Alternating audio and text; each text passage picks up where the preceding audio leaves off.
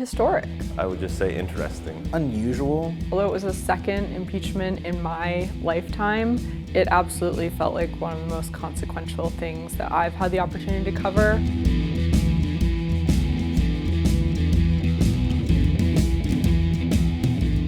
I was tasked with feeding a couple beasts in our newsroom. One of my favorites was our color stories, what we called the view from the gallery. KTM and I would kind of switch off between being one person in the chamber where you're not allowed to have any electronics. So in the House, for example, you can have your laptop and sit in the chamber and file stories from the chamber. This was different. You couldn't take anything in there. The chamber only has a few cameras, and those cameras aren't controlled by the media, they're controlled by the Senate. We knew there would be a lot of action in the chamber outside of where those cameras were pointed. And all credit to Todd. It was his idea completely. Todd Ruger got the idea for the view from the gallery stories from something that is produced out of the Supreme Court. SCOTUS Blog produces a view from the court story after Supreme Court arguments because the court has very similar rules to the Senate chamber of no electronic devices, no phones. People are taking notes longhand. We decided we would focus on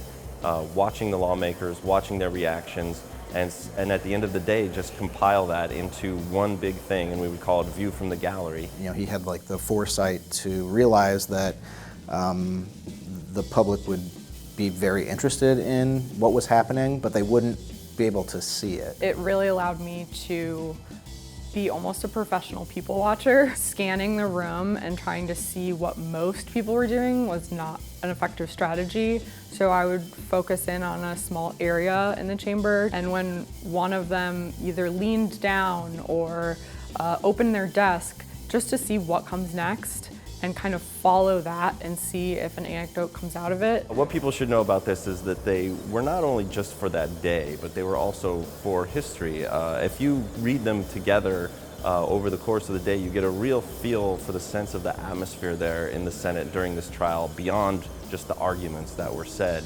And as far as I know, there's nobody else that captured that in such a broad way and such a complete way, so that when you look back in a year or 2 years or at the next impeachment trial, you can see exactly what the sense was in the Senate and how it went down.